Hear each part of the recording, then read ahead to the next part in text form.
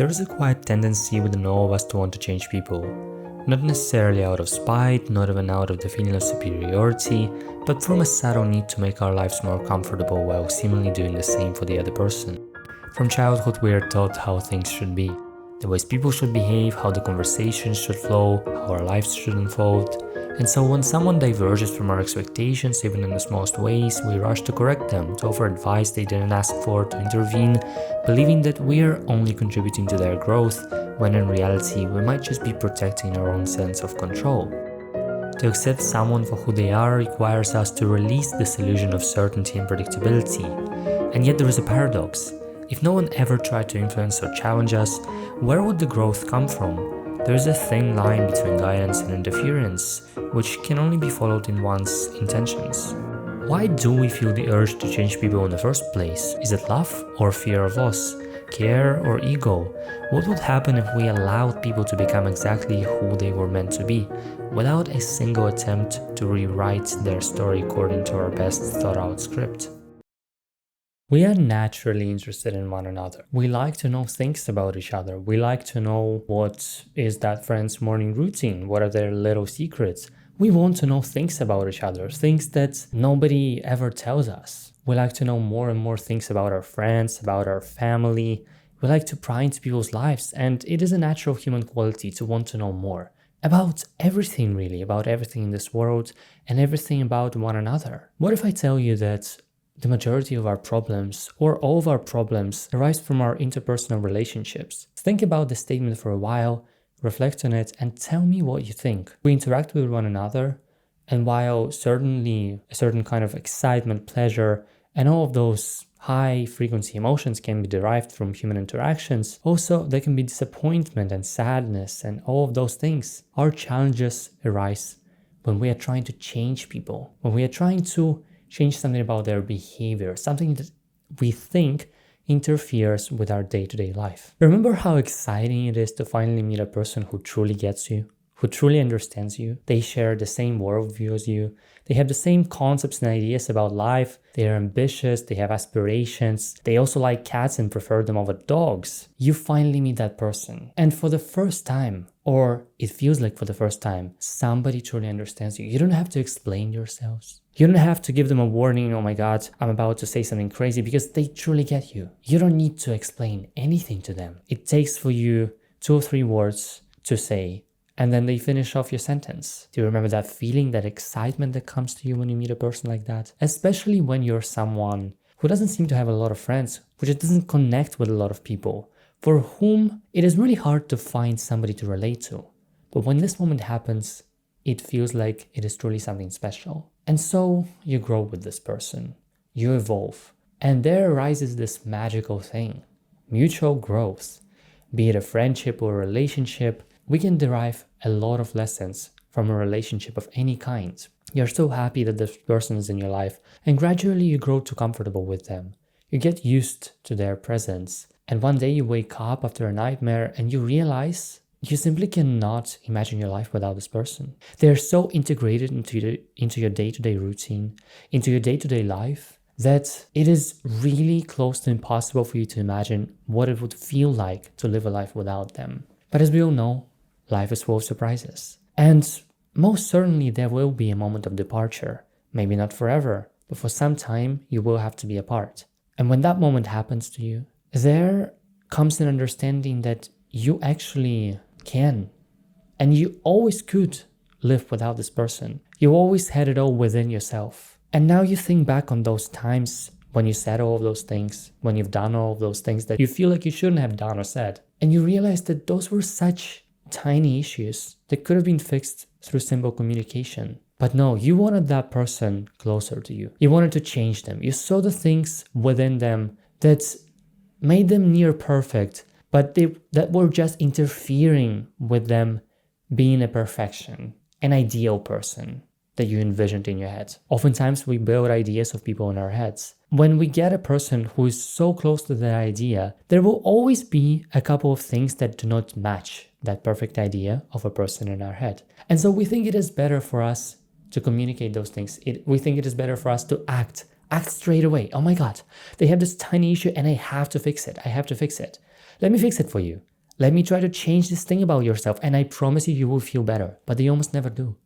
People don't like when you tell them what to do. People don't like when you try to change them without their permission to do so. And there could be a lot of problems in relationships or friendships that you should work through. But at the same time, there are also so many things about people that I feel like we shouldn't really touch on. We should just let people be in their own space, in their own bubble. Because each and every one of us creates their own reality. And once there comes another person with their ideal of what kind of person you should be, and they're trying to shatter this bubble, we feel threatened, we feel insecure. And so obviously, we tend to close off from the rest of the world and drift apart from each other, despite the fact that we are so similar. We drift apart when we try to change people. I recently got a chance to reconnect with a childhood friend, and it was something really special. I feel like for most of my life, I have always had friends who were so different to me. We were literally polar opposites to each other. And despite that, there was something underneath this layer of qualities and hobbies that we didn't share. There was something that still bonded us together. There was some kind of hidden force that allowed us to be with each other. But speaking of this friend, we are polar opposites. We share such different worldview. We share such different system of beliefs and even morals to a certain extent. And yeah, I saw this friend and I was really happy to see him, and I had zero expectations. And I had so many profound conversations, so many discussions that I could not anticipate I would have, but I did. And sitting at a restaurant, when I hear a person saying things that are completely opposite to what I think is right or to the ways I'm used to living by, it was something bizarre at first, but then I thought, we can never fully know the truth of life.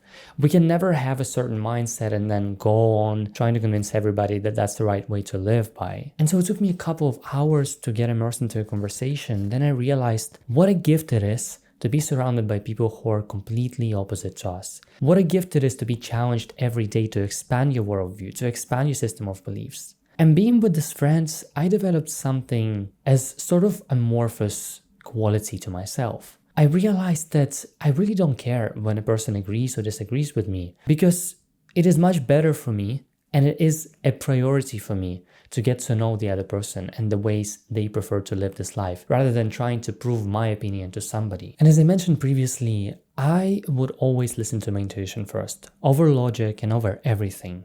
And that is how I would always manage to find people who I could truly relate to. Strangely enough, because again, we didn't have anything in common, and almost anything. We were so different, and the paths that we were bound to take in life in the future, they varied from one another so much. And yet I felt so close to those people, because I believe that by trusting our intuition closely, by absolutely prioritizing it over logic, we can find our own people. We can find the people with whom we are meant to share a certain portion of our life in order to grow. And really that proved true to me once again for the millionth time in my life, because speaking to that friend, I have learned so many insights that opposed my prior ideas to the ways I viewed life. But at the same time, they expanded my worldview to the extent where I was so happy not to get into any disagreements, because I found certain things within myself that I sort of felt like I needed to improve, needed to work on. Or at the same time, in another person, I could see a part of myself that I previously couldn't see in any of my friends. Because with my friends, I've grown so close to them and I've grown so comfortable with them that we don't really see things about each other that are sort of annoying or obnoxious. But when you see it in another person who you had been close to in the past for the longest time ever, and now you encounter them again and you see the way they react to things or this or that thing that they said, oftentimes we get reminded from those very strange interactions that we have those things in ourselves. And so it is a gift to be surrounded by people who are polar opposites to you, so that you can realize how and in what ways you can improve yourself once again. But what is it at the core of ourselves?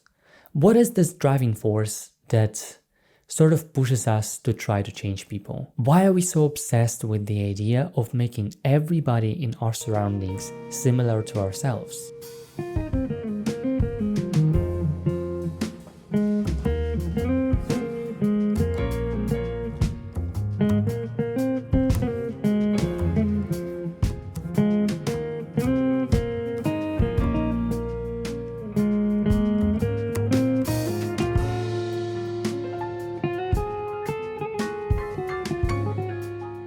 Today, I would like to discuss Darwin's theory of evolution, as I'm sure a lot of you are familiar with this text, and I would like to explain it to you through the lens of evolutionary psychology and biology, the possibilities as to why we might have this inner drive within us to try to change other people. The things that you should know, the times that we lived through used to be much harder. And you might be thinking that we are living through this crazy age right now, but think about how it used to be for your ancestors.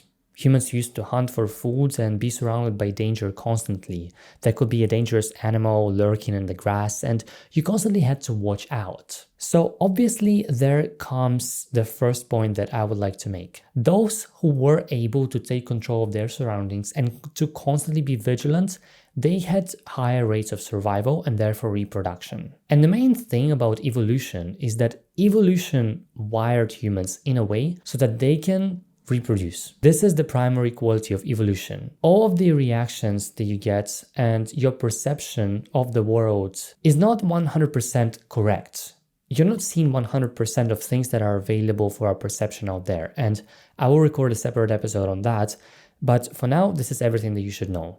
Basically, what you're seeing and your perception of reality and the spectrum of things that are available in your sight, you see those things because these are the things that take the least amount of cognitive power possible, and therefore they are likely to give you more chances to reproduce as a human being, because this is the primary purpose of the evolution, to make us more reproductive, to protect our reproductive rates. At the same time, at earlier times, control offered humans a lot of new perspectives and, again, higher chances of survival. If a person could predict the weather, if a person could predict the movements of this dangerous animal, what it was going to make, what kind of move it was going to make next, they therefore had higher chances of surviving. As we evolved and as the times changed, we grew more comfortable with our surroundings because there was less and less need for us to scan for the danger, the physical need. However, it is still encoded in our DNA because we had inherited this quality from our ancestors. Comfort is equal to low threat environment, but at the same time, we are more and more anxious in our day-to-day lives. Why is that? Because we still have this inner need to exert control over our surroundings. And so yes, we had grown more comfortable, but at the same time, the need for controlling our surroundings and controlling everything hasn't really disappeared anywhere. What is it about control, and why am I telling you about control? Well, this is because the core trait of trying to change other people is also rooted in your desire, in your inherent need to exert control over your surroundings and over your environment. Think about it. You're trying to change people to be more comfortable, to have less of a need to think and to be vigilant. Because if you have everybody in your surroundings, like imagine if everybody was a clone of yourself. Kind of a scary reality to imagine, right? But at the same time, wouldn't it be convenient? You go and you talk to clone one of yourself and you know exactly their weak sides, their strong sides, and how they're going to react. You know exactly what things you should avoid, what topics you should avoid discussing with yourself, with the clone of yourself. And you know exactly what topics excite you. Therefore, living in this hypothetical reality, it would be easy for us to summon certain reactions or call in certain emotions that we would like to experience. And if we delve deeper into that, the core purpose of any interaction, for this matter, is to evoke certain emotions within us. It is all about emotion. It is all about summoning a certain reaction in ourselves and in another person. We are leaving our room, we are leaving our houses, and we go out there, put ourselves out there to network, to meet new people, to go on dates, because we want to get a certain result. We have desire. And so if we have desire, we have to take action in order to procure a certain reaction or emotion out of that, out of obtaining that thing. Ultimately. And so naturally, the more impatient of a person you are, the more you will try to change other people. We tend to egotistically think that it will help other people because we tend to think that we have more experience. And this is true. A lot of you might disagree with me, but if you listen closely, or if you truly examine your life, I'm pretty sure that the majority of you will find the same areas in your life where you behave in similar ways. We tend to think that we've been through a lot. We tend to think that we have had so many experiences in our lifetime, and naturally we are much more wiser. You know, I've been through so many challenges in certain field of life that once other people come to me with their challenges, I quickly discredit them because I think that I haven't really seen enough. Or on the contrary, I will try to change that person. I will try to force them to adapt the set of behaviors that I personally have, because I feel like they will benefit from that because I have such an extensive life experience. Don't we all tend to think this way from time to time? The thing is, I'm not a big believer in the concept of regret.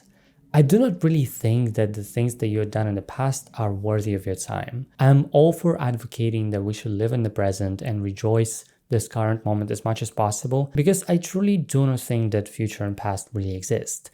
And there is viable proof in science for that, so you can go and look up all of those theories and speculations and even practical evidence as to why future and past don't really exist, and there is only this present moment that exists out here. But speaking of the issue of control, it is ever present in our lives everywhere. And so when we are faced with this sort of disagreement from this very precious person that we have in our lives, it becomes very frustrating for us to see that this close to a perfection person doesn't really match our ideal. They have this tiny thing, and now it has come up, and from this we build a huge argument with this person over this tiny thing that they have in themselves. We simply cannot accept this quality that that person has because it makes us uncomfortable, it makes us annoyed. And we question, why is it that they have that? I have to change this. In times like these, we rarely pause to think. But why should we pause? We feel this need to act right here and right now. We feel this need to fire up, to fight back. And so we do this because we have this protective mechanism. But what if we pause? What if we tried to stop in the moments of doubt, in the moments of uncertainty, and in the moments where the desire to fight back is so persistent and ever present? Why should we stop? By stopping, we seize the time. We completely eliminate the notion of time. And it is time itself that forces us to hurry, to compare, and to participate in this endless loop of chasing, of desire and action and obtaining something. And while there is nothing inherently bad about these things, if we constantly see this reality through the lens of time and analyze everything by its efficiency, by how much we can gain, how can we ever claim that we are free beings? How can we ever exert our free will to its highest form of goodness? Because by looking at this reality through the lens of time, we are depriving ourselves from the freedom of this life, from the sweetness of the present moment. So try to pause next time when you have this disagreement. Try to be grateful for this moment, because this moment is there to elevate you. This disagreement with that person is there to elevate your relationship, to make you both grow, because it is all about the mutual growth, and oftentimes we forget about this when we are trying to change people. You know, we tend to think that it is only about them, that we have to show something to them. A lot of times we think of ourselves as teachers, as wise beings. I need to show my perspective to that person, and surely they will have to understand me. Expectations ruin everything. You cannot expect other people to change for you. No matter how highly you think of yourself, no matter how many life experiences you think that you've been through, how foolish of you is it to think that other people can easily be changed? They have grown up in their own environment, in their own set of conditions. They have been through their own challenges in life. They have their own patterns to work through. And now you come in assuming that you know that person so well that you've been through everything and you can change them now. How arrogant. You've just disregarded their whole lifetime of experiences. And then we get surprised why disagreements with other people, particularly those which arise from our need, from this very need to change the people, why do they ruin everything? Why did that person leave us?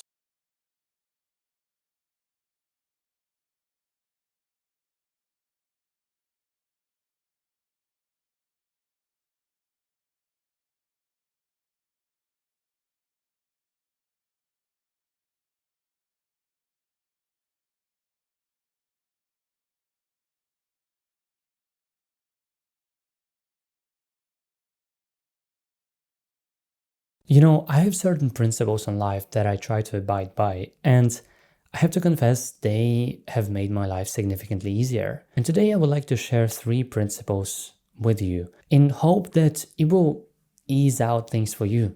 It will totally remove this desire of yours to change other people. And you may ask me, why do I need to remove this?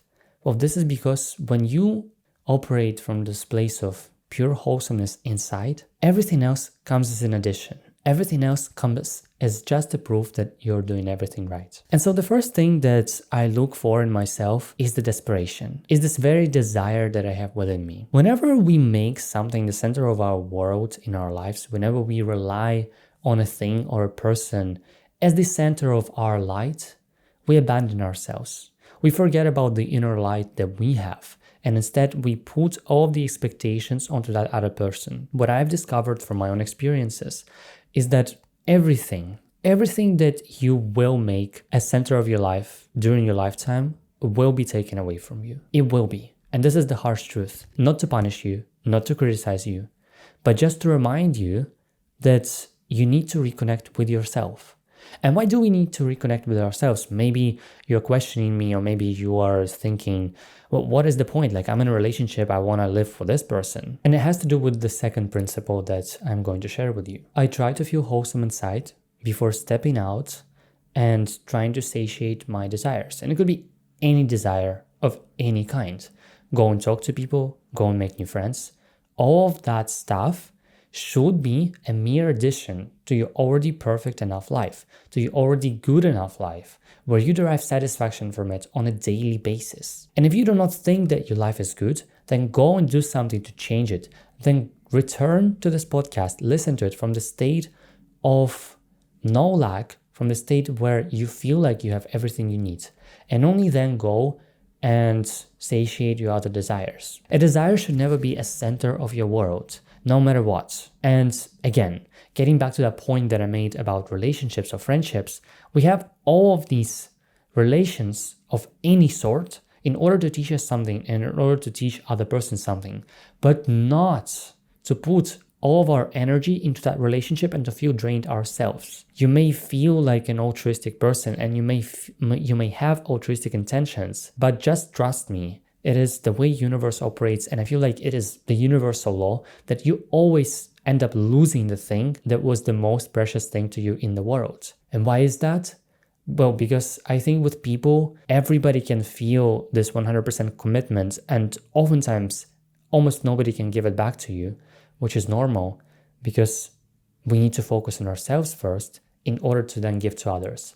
And why do we need to focus on ourselves? Well, that is because we need to have enough energy in ourselves in order to give this pure light to other people. If we're constantly drained, then where is this energy supposed to come from? What are you trying to give other people?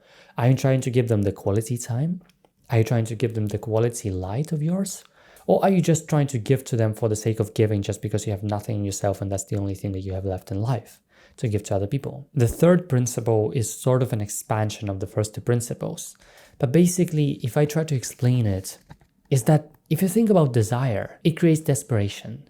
And acting of desperation, I've learned that one can only obtain short-term results. Yes, you can gain all of those things that you dream of. Fame and wealth and all of those things gained out of desperation is a way to gain it, certainly, but one can never sustain it. From a psychological perspective, that is because desperation is not a type of emotion to last for a long time. It is not a long-lasting emotion. It is something very short-lived, and it is something that is just there for a certain time. And while it is there, you condition yourself to operate from the set of beliefs that you need to compare yourself to the people, you need to have more and do more. And by doing that, you abandon, once again, your inner nature. The person that you should be wholesome inside. Because I believe that each and every one of us has a certain contribution to make to the wider world, to the wider spectrum of things. And in order for us to truly make this contribution, in order for you to truly change the way the world or the universe operates in better ways, we need to stay truthsome to ourselves and only chase things, which I don't think chasing is even the right word, only try to change things about our day-to-day life when we feel like it will benefit our wholesomeness, when it serves us as a mere addition to our already present gratitude that we feel with our day-to-day life. If you don't have that, and if you act out of desperation, then all of your efforts of trying to change your life and, crucially, trying to change other people will fail or will only produce short-term results. Because imagine a desperate person. Imagine they're just begging you to change, or they're just begging you for that thing. In what ways does a desperate person act? They are always in a hurry. They have this sort of energy around them where they cannot, they don't know what's going on around them. They're just trying to be everywhere all at once. Just like that movie, that crazy movie. They are acting like a crazy person. It is not a natural state that we should operate from. And yet we allow ourselves to operate from the state on a daily basis, falling into the trap of desire, of comparison, and of trying to change other people. Just because we don't feel wholesome about ourselves and we think that changing another person can give us this sense of pleasure. Trust me, I've met so many people in my life who were desperate for something, who just thought that wealth or money or a perfect relationship will give them something. And let me tell you, yes, it did give them something for the first couple of months, but then they returned to the state that they were in before having that thing. Or they got even worse. And it is ironic, I must say, but such things happen all the time. We think that a certain thing, the act of changing that person, will elevate us. But the only thing that can truly elevate us in this world is just finding the peace in ourselves. In our most chaotic moments, we can go deep in ourselves and find this peaceful state that we can always operate from. It has always been there, it will always be there, but by abandoning it, by forgetting about it, and by seeking your validation externally, it will never be long-term. The result will never be long-term.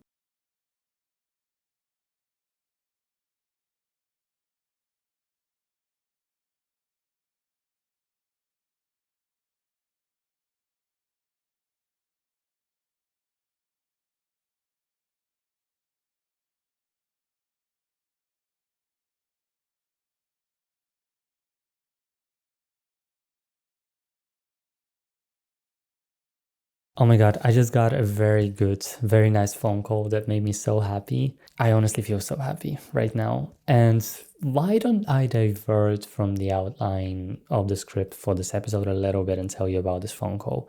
Because I feel like it could teach both of us something. Let me tell you about it. There is a person in my life who I felt for the longest time was doing it wrong. I wanted with all my heart to give my advice to that person how to achieve a certain thing. I could see that that person was trying their best, but I also knew for a fact that I have tried the ways that worked for me, and I wanted for the longest time to help that person. And all of that is because that person is so dear to me. I didn't want to do it out of my egocentricity or out of my selfishness, but just because every time that person would tell me about their failure, I would feel so shattered on the inside because all I wanted for them to succeed. And I was trying my best. I was directing them in the right ways that I thought was right, but nothing was going right for them. And I just got a phone call from this person that they finally got this. They got this thing that they wanted. They achieved this.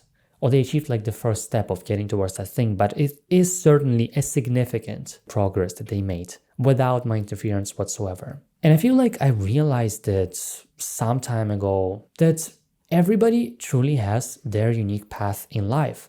And while it sounds so simple and everybody knows that, we rarely have time to exercise this system of beliefs and operate from the state of pure certainty, something that we need to do. Whenever something is going bad in our friend's life, we really want badly to step in their shoes and fix it for them if you're a good person. I certainly have those desires. When it comes down to a person who is dear to me, I cannot stand watching them suffer. But the point is, the harsh point is, sometimes we need to leave people to their suffering. It is their path. It is their unique trajectory of issues and of problems that they need to overcome. Sometimes the best thing for us is to just leave a person. Because we see it is not working out for a person and we have this instinct to step in and help them. But think about yourself. Think about the problems that you faced in your life. Try to ask yourself if you would be the same person in this present moment if somebody stepped in and helped. You would certainly have less skills, less abilities to be the person you are. You would have less persistence, less perseverance, less wisdom. We need to give people space to grow without ourselves. If they do not accept our help, then we can offer it twice, but never a third time. We just need to give people space. At the same time, speaking of leaving, my life really speaks to me in patterns. I get the same type of person repeatedly until I learn something. And I've mentioned it in a couple of podcasts, I've mentioned it in a couple of episodes, and you may think that I'm crazy, but this is just the way my life works. But recently, I got the clearest example of all. A certain type of person is, in a way, addictive to me. And I'm not afraid to admit that. Not in very bad ways, but I just tend to be naturally drawn to this type of a person. And I know consciously and logically that it is not good for me. And also my intuition is telling me it is not good for you. So I realized that I need to break this chain. I need to break this sequence. And recently in my life, there came a person who was exactly the same as another person who I used to find myself drawn to. And I knew for a fact that that interaction was not right for me, and still the desire in me was the strongest. And it got me thinking, what if the contradictions that we have inside us, what if these tempting desires that we have inside us, they're obviously there to challenge us, but what if they are the good? What if they are the light? And you may not fully understand what I mean by this statement, so let me try to explain it further, okay? What I mean by that is that we tend to criticize ourselves all the time. We tend to regret things. Why did I do that? Because you had that desire. And then we tend to view that very desire that pushed us to do a certain thing as a bad thing. Like, why did I have that? But what if we try to reverse this thinking and think that the desires that we have inside us are there to challenge us, are there to get us to a more elevated state where we operate from the place of this very certainty that I'm talking about. Because when you operate from this place of certainty that everything is good and everything that you receive is there to elevate you, to get you to the next level, then you can never really have the feeling of regrets. And I started seeing life as this sort of pyramid. Imagine like a pyramid that has many levels. And each level obviously has a floor and a ceiling. You might currently be at the top of level 3. You're like reaching towards the ceiling. But in order to move to level 4, you need to get to the rock bottom of this very level 4. You need to break through the ceiling of level 3. And where are you going to end up? On the floor of level 4. And exactly the floor feels worse than elevating. The floor feels worse than the top. The bottom feels worse than the top. But at the same time, we need to experience these low lows in life in order to get to a higher state of that level. In order to then get to the rock bottom of the next level, fluctuations are necessary. And our disagreements, our desires to change people are necessary. You can never eradicate your desires, the emotions, the temptations that you have to change other people or to do anything for this matter. They will always be there. But they're there not to make you feel bad, not in order to make you suffer, but in order to challenge you. Can you really resist it? Or can you really see the pattern finally in your life and have the courage to leave the person? Either leave the person to themselves to sort out this issue, or leave a person because you see that you're drawn to this type of person who does not really align with your system of beliefs, who does not really align with what you want to gain from life, who instead makes you suffer more. It is not really about suffering. Suffering doesn't happen for its own sake, at least in most of the cases. It only happens in order to teach us something, in order to elevate us to the bottom of next level, so that we can reach its top, later by learning our lessons and by leaving when necessary.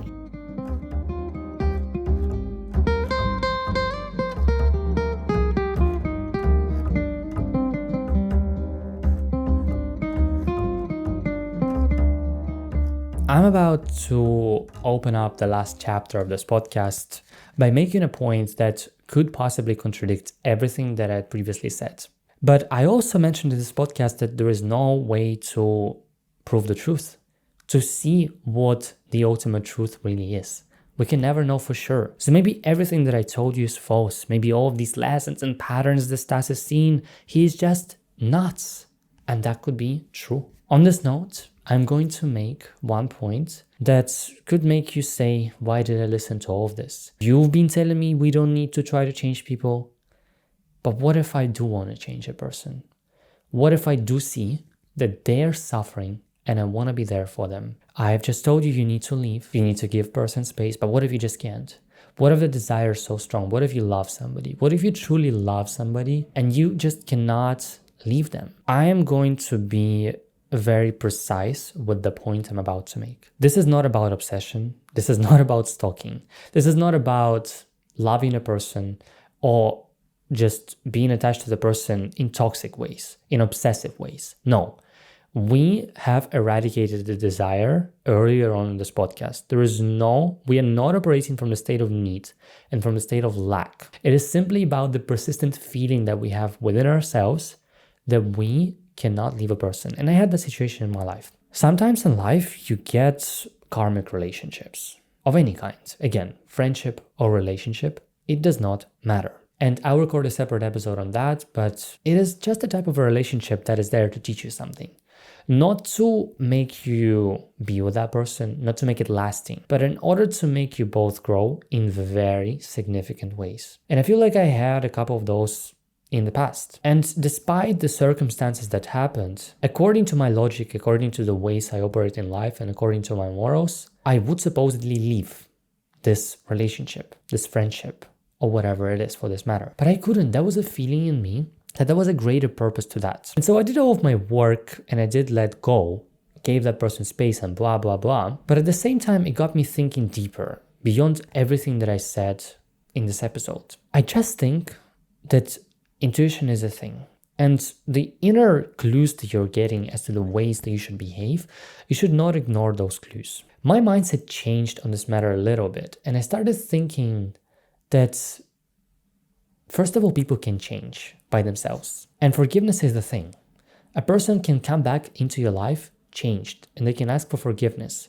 And I do believe in forgiveness and I do believe in giving people second chances. I don't think I believe in third chances, but I do believe in second chances. And I do believe that certainly in our life, we should acknowledge the change within another person. Because yes, I've just been telling you should not change other people. But what makes you think that other people cannot change themselves? A person can change. Again, it's all about your inner feeling. It's all about the way you feel. But if you feel that it is right for you to let them back or give it another chance, what are you really losing? Why are we letting our ego be stronger than us?